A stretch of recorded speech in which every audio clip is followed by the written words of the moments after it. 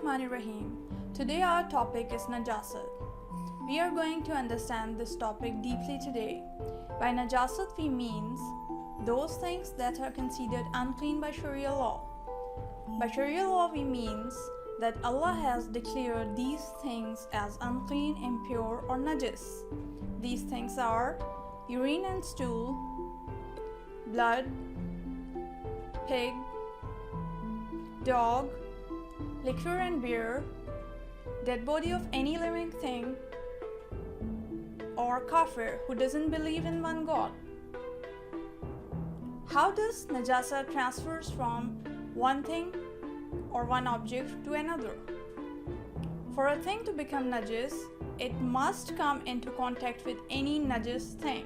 When one of those things are wet or damp, if both things are dry, then najasat doesn't transfer, or one thing doesn't get impure.